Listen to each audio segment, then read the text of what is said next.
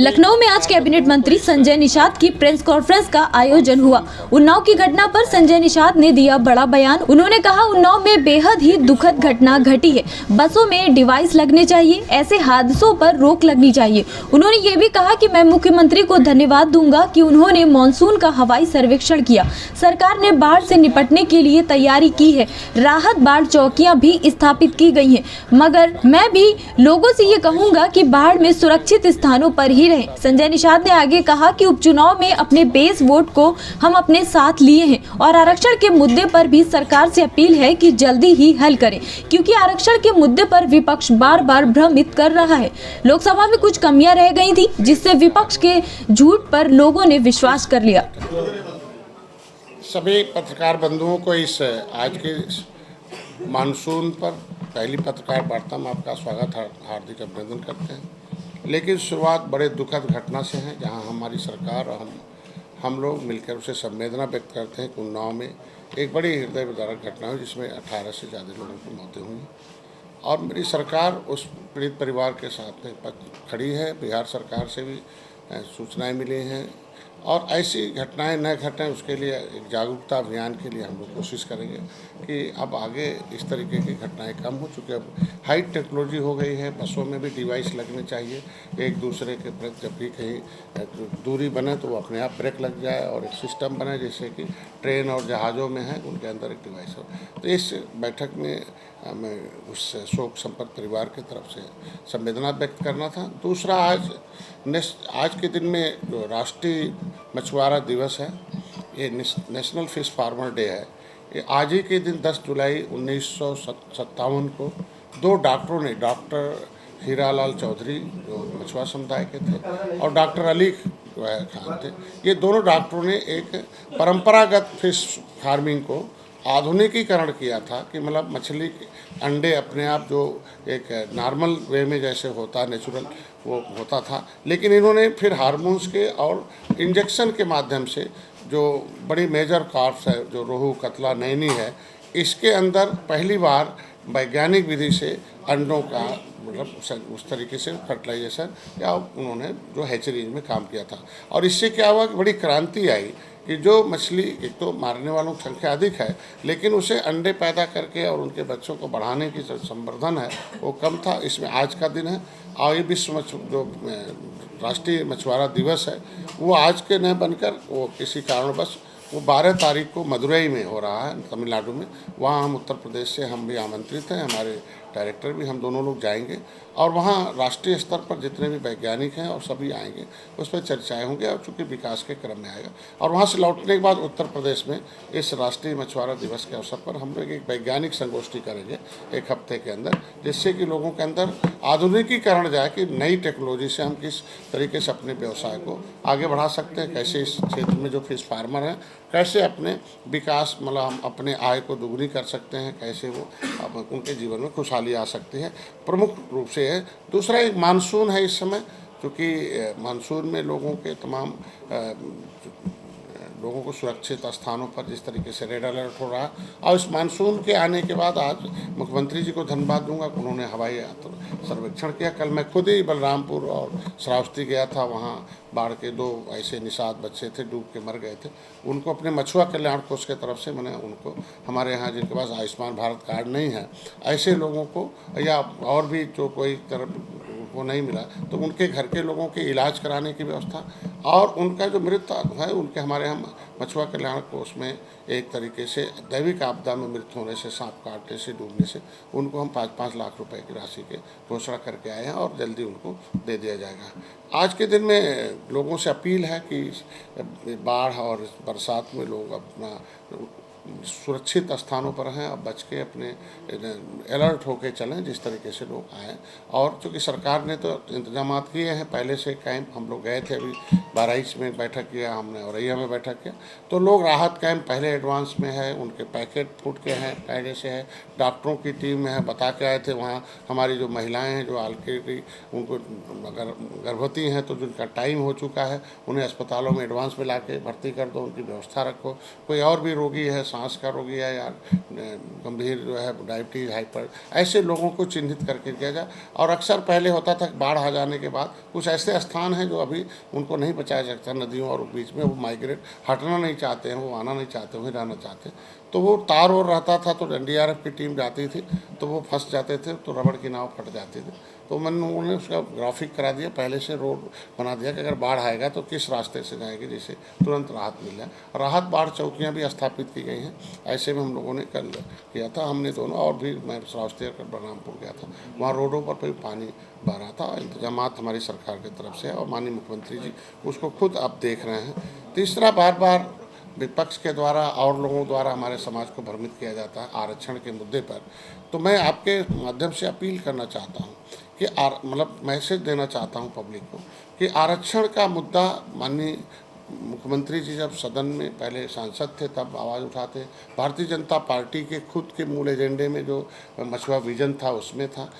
हम जब आए आज के 10 साल पहले तो हमने उसमें देखा कि कितनी विसंगतियां हैं, तो उसको जब ढूंढना शुरू किया तो पाया कि ऑलरेडी ये जो लेदरमैन वाशरमैन के साथ साथ जो फिशरमैन है, मछुआरे हैं, ये क्रिमिनल कास्ट घोषित है। मुगलों अंग्रेजों ने कानून बना कर उजाड़ा है और जिसके वजह से ये तो 1931 से जो अनुसूचित जाति की जो सूची बनी है तब से सूचीबद्ध है, तब से इन्हें सुविधाएं मिली थी। चूँकि अंग्रेजों को मार कर भगा रहे थे इसलिए वो लेने नहीं जा रहे थे, और न लेने के नाते देश तो आज़ाद हो गया, संविधान बन गया, लेकिन आज़ाद भारत में भी 5 साल 16 दिन गुलाम रहे और ये लेने नहीं गए। और बाद में 31 दिसंबर 1952 में जाकर क्रिमिनल कास्ट हटा, तब जाके अपने जाने कि हम भी देश के नागरिक हैं। और तब तक एक शासन खत्म हो गया था, जो चलाक थे, एक 5 का वर्ष का कार्यकाल खत्म हो गया था। उसमें जो लोग थे, जिसे सामाजिक न्याय समिति कहती है कि 23% आरक्षण में एक लेदरमैन के लोग अपनी संख्या से ज़्यादा 100 गुना ज़्यादा कब्जे, तो ये 66 समूहों का हिस्सा एक वर्ग दे रहा है। और इसके लिए हम लोगों ने बार बार इसके लिए किया। पता चला कि पब्लिक फाइल 74/4 1950 ये 2012 में गायब की गई होम मिनिस्ट्री से, और सपा और बसपा के सहयोग से कांग्रेस की सरकार चल रही थी, और उसमें 2 मंत्री उस फाइल को मंगाए, फिर वापस नहीं जमा किए, मुकुल वासनी और शैलजा ने। तो अगर कांग्रेस निषादों के हितैषी बनना चाहती, सपा बसपा बनना चाहती है, तो पहले वो 2 मंत्री जिनके खिलाफ मुकदमे हैं वो ईमानदारी से उस फाइल को वापस करें और इन मछुआ समुदाय का जो आरक्षण है उसके साथ खड़े हों। और हमारी सरकार ने, मैं बता दूं देश समाज को, कि हमने माननीय मुख्यमंत्री जी को जब पत्र लिखा, जो एक रैली हुई थी रमादेवी पार्क में, उसमें आरक्षण की आवाज़ हमारे लोगों ने उठाया भी था। उस मंत्री ने मांगा था इसमें क्या है, क्या सही है कि केवट मल्ला मझवार अनुसूचित जाति के हकदार हैं। 1931 से लेकर 61 में तक गिनती हुई थी और बाद में इनका ओबीसी में हो गया, कि आधार क्या सच्चाई है। तो उन्होंने एक्सेप्ट किया कि नहीं, हम सेंसस मैनुअल 1961 में प्रिंटेड है और इनकी गिनती 1961 तक यहाँ मतलब उत्तर प्रदेश शासन में मझवार के नाम से होती है आज। और यह 1961 में 70 लाख थे, लेकिन आज इनकी संख्या, चूँकि इनकी उपजातियों को ओबीसी में डाल दिया गया, अब इनकी गिनती ओबीसी में होने लगी, इनका कलर, तो ये अनकॉन्स्टिट्यूशनल है। तो आरजीआई को पत्र दिशा निर्देश उत्तर प्रदेश सरकार को देना चाहिए। कुछ अधिकारी भी ऐसे हैं कि उसको दिल्ली भेज दिया, सामाजिक न्याय मंत्रालय को कह दिया कि वो मतलब इनके अधीन आता है, वो इस पर करें, और हम यहाँ ये बात सही है। तो मेरे कहने का ये बहुत ही संवेदनशील मामला है जिस तरीके से। तो मैं चाहता हूँ कि अब इस पर हम अपनी बैठक चल रही है अपने भारतीय जनता पार्टी के साथ भी, कि ये बड़ा संवेदनशील मामला कांग्रेस ने नहीं टैकल किया था इनसे, और उसके वजह से कुछ परसेंट 25-30% ऐसे रहे जो निषाद आज के दिन में उदासीनता की तरफ हैं, वो आरक्षण की तरफ है। लेकिन इनके भी मामले अगर हल नहीं हुए तो भी क्योंकि नतीजा नुकसान होने मतलब ज़्यादा नुकसान होगा, इसलिए मैं चाहता हूँ जल्द से जल्द हम इधर प्रयास करें। लेकिन अपने समाज से अपील करूँगा कि आरक्षण को खाने वाले जो लोग हैं वो 23% में आपका नाम है, उलझाने वाले समाजवादी पार्टी है, और उसको फाइल को गायब कराने वाली कांग्रेस पार्टी है। इनसे सतर्क रहें कम से कम, जो आरक्षण के असली आपको उलझा के 70 साल से रहा देने वाली भारतीय जनता पार्टी। इसलिए मैं भारतीय जनता पार्टी से अपील करूंगा कि आरक्षण के मुद्दे को जल्दी से हल करें। इसके लिए हम प्रयासरत हैं, हर टेबल पर हम अपनी बातों को रखना। कि उत्तराखंड में जिस तरीके से एक शासनादेश जारी हुआ है कि शिल्पकार जाति ने जातियों का समूह है और उसके अंदर टमटा हैं, प्रजापति हैं और उसका एक सूची है, उसी तरह के उत्तर प्रदेश में भी हम चाहते हैं कि एक शासनादेश जारी हो कि केवट मल्ला मझवार मझवार जाति नहीं, तुरैया जाति नहीं, जातियों का समूह है, उसमें केवट मल्लाह उसकी उपजाति है, उसको मझवार का सर्टिफिकेट दे देगा। और हमारे नाम को केवट मल्लाह, बिंद कश्यप, कहार, धीवर, रैकवार, वार्तम, तुरैया ओबीसी से निकाल दिया गया है। मतलब राज्यपाल ने नोटिफिकेशन कर रखा है 31 दिसंबर 2016 को, तो हम ओबीसी से निकले हुए हैं, तो उसको एनआईसी से भी निकाल दिया जाए और ओबीसी की लिस्ट से भी निकाल दिया जाए। और ऑलरेडी इनका एक सूची जारी कर दिया। इसमें बहुत कुछ, हमारा मामला एक्सप्लेनेशन का है, इंक्लूजन का नहीं है। और इंक्लूजन के मामले को सदन में आवश्यकता पड़ती है, एक्सप्लेनेशन मामले को शासन स्तर से निपटाया जा सकता है। ये प्रमुख मुद्दा था। और उपचुनाव में भी हम एक तरह कहेंगे कि 10 उपचुनाव होने हैं उत्तर प्रदेश में। तो उपचुनाव में हर जिले में जो चुनाव होना है, जो सीटें हैं, निषाद पार्टी के कार्यकर्ता वहाँ उतर चुके हैं। हमारा जो बेस वोट है उसको हम सहेज कर, जो कमी हुई है, जो सपा बसपा ने, कांग्रेस ने ये भ्रमित करके आरक्षण का भय दिखाकर और संविधान का भय दिखाकर जो वोट लिया है, उससे उसको हम लोग लोगों को समझा रहे हैं और धीरे धीरे उन्हें बता रहे हैं। और निषाद तो ये कह रहे हैं कि साहब हमको तो आरक्षण मिला ही नहीं, तो हम काहे सपा से डरेंगे, क्यों उनसे संविधान से डरेंगे और उनको वोट करेंगे। हमने तो वोट किया है और कुछ जगहों पर वोट डालने कम गए हैं, इसका मतलब रिपोर्ट आई है। तो उपचुनाव में हमारे कोई भी पार्टी चुनाव लड़ने के लिए बनी है, चुनाव लड़ाने के लिए बनी है, कार्यकर्ता चुनाव लड़ने के लिए बने। तो उपचुनाव हमारे मझवा और एक कटहरी हमारे निषाद पार्टी के खाते की सीट थी। तो मझवा के जो विधायक थे वो भी हमारे कोटे से, निषाद पार्टी कोटे से, भदोही से सांसद हो गए, वो जगह खाली है, वहाँ भी निषाद पार्टी लड़ेगी। अभी हम कौन जीत सकता है कार्यकर्ता, कौन वहाँ किस तरीके से समीकरण है, उस पर कार्य चल रहा। वहाँ हमने जोनल और कटहरी में भी हम बहुत कम वोटों से हारे थे। हमको लगता है कि 4-5 हज़ार वोट के आसपास अंतर से हारे थे और बहुत ज़्यादा अंतर नहीं था। तो उसमें भी कटहरी पे भी हमने 2 जोनल वहाँ के मैंने 2 कोऑर्डिनेटर मैंने भेज दिया, कार्यकर्ता नीचे स्तर पर काम कर रहे हैं। और समीक्षा हो रही है कि अब वो जो बीच में जिस तरीके से अपेक्षित लोकसभा में रिजल्ट नहीं आया था और जो भी कमियां थी, उस कमियों में ढेर सारे चीज़ें आ चुकी हैं और उसमें कुछ भ्रम बस लोगों ने वोट ज़्यादा डाल दिया और झूठ पर, फरेब पर ज़्यादा विश्वास कर लिया, इसलिए वोट जो है कुछ जो जातियां आरक्षण पर ज़्यादा लाभ, जैसे सामाजिक न्याय समिति कहती है कि 27% के आरक्षण। आज ही के दिन वैज्ञानिकों ने मत्स्य पालकों के लिए एक ऐसा दरवाज़ा खोला था जिससे परंपरागत ढंग छोड़ दीजिए कि इंतज़ार करेंगे कि इतना ही आएगा, अंडा होगा, कहाँ होगा। हम कंट्रोल की ब्रीडिंग करेंगे, एक जगह करेंगे, उन बच्चों का संवर्धन करेंगे, दवा देंगे, बढ़ाएंगे, फिर बड़ा करके हम मछली डालेंगे तो उनका उत्पादन अधिक होगा। और उसमें सफलता भी मिली। उत्तर प्रदेश एक सर्वोत्तम प्रदेश बना। इसलिए वैज्ञानिकों को, चूँकि मैं भी एक तरीके साइंटिस्ट ही रहा, तो मेरा एक धर्म बनता है कि जो भी इस क्षेत्र में काम किया हो। डॉक्टर हीरालाल चौधरी थे, उन्होंने शुरू किया था। उनके जो साथी डॉक्टर थे वो डॉक्टर अली खान थे, ये अली कुंज थे। ये दोनों लोगों ने मिलकर इसमें सफलता प्राप्त की थी और उसके वजह से आज के दिन में हाईटेक नर्सरी है, हाईटेक एक हैचरीज है कि एक ही जगह हम एक ऑटोमेटिक प्रोसेस से 10-20 प्रकार की मछलियों को, एक ही मशीन से 20 प्रकार की मछलियों को अंडे निकालना, बच्चे पैदा करके वो आगे बढ़ाकर उनको देना, इस तरीके के आज का हाईटेक हो चुका है। और उत्तर प्रदेश में अब जो समुद्री में बड़े बड़े झींगे होते थे, अब मीठे जल में भी पैदा करने का तैयारी चल रही है और उसके वजह से हम लोग आए। और लोग इस क्षेत्र में जानते हैं कि मछली पालन ही एक मछली के क्षेत्र में व्यवसाय, ऐसा नहीं है।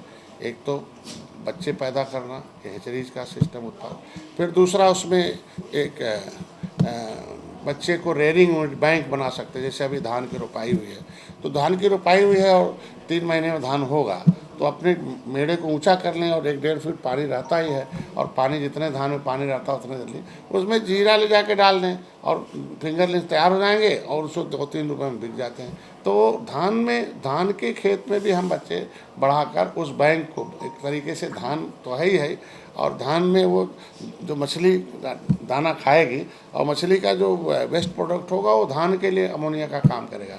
तो एक दूसरे का पूरक है। तो धान का पैदावार बढ़ेगा और उसमें मछली को भी बढ़ा सकते हैं, हम आय को दुगनी कर सकते हैं।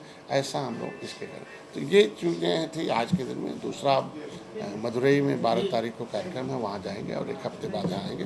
प्रमुख रूप से यही था, इसके लिए हम आपको धन्यवाद। सर ये बताइए कि आरक्षण को लेकर के आपने बात कही आरक्षण आप कह रहे हैं कि कांग्रेस सपा ने बर्बाद किया, फिर कह रहे हैं अगर वो हमारे साथ हैं तो हमारे साथ दिखाएं उस आरक्षण को। नहीं, मेरे समाज का वोट ले रहे हैं और मेरे समाज के कहते हैं कि निषाद समाज हमारे साथ है और हमारे को वोट दे दिया है। तो अगर समाज उनको वोट दिया, वो चिल्ला रहे हैं और लोगों के अंदर भ्रम पैदा कर रहे हैं, तो कम से कम करके तो दिखाएं कि हाँ, कि हम तुम्हारे आरक्षण के साथ, आरक्षण पे ये हमने काम किया है, गलती किया है।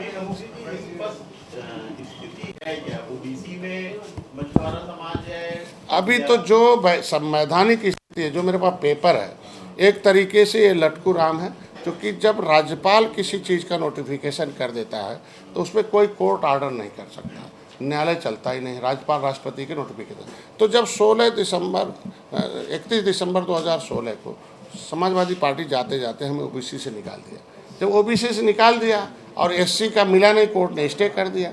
तो स्टे तो कर दिया कि एससी न मिले, लेकिन ऐसा थोड़ी है कि ओबीसी में रहेंगे, ऐसा कोर्ट ऑर्डर कर ही नहीं सकता क्योंकि राज्यपाल का नोटिफिकेशन।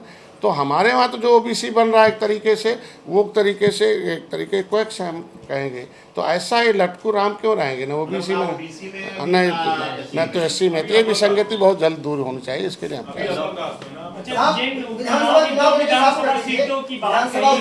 साफ कर दीजिए कि कितनी सीटों की डिमांड करेंगे और किसकी। हम डिमांड वाले नेता नहीं हैं, नहीं डिमांड वाले नेता नहीं हैं। हम इस लायक जरूर हैं कि माननीय मुख्यमंत्री, प्रधान मुख्यमंत्री और माननीय गृह मंत्री बुलाते हैं, इस पे चर्चा करते हैं और जो जीत वाली सीट होती है, कितनी सीटें देना बता देते, इतनी सीटें तुम्हें मिलेंगी, उतनी सीटें हमें मिल जाती हैं और कौन लड़ेगा उस पर हम दोनों आदमी चर्चा करते। इसीलिए तो हमें 15 सीटें मिली थी, 11 हारी हुई, मैंने खुद कह के लिया था और उसमें 11 में से 9 जीत कर दिया, 11 विधायक हमने बनाया। तो हम लोग तय करते, 2 सीटें पहले से भी भारतीय जनता पार्टी की परंपरा रही है और कि जो दल जिसमें लड़ा रहा था वो उसको दे देते हैं। पहले भी हम अपना दल को उन लोगों ने दे रखा था जहां उपचुनाव हुए थे। हमारा तो अभी उपचुनाव पहली है।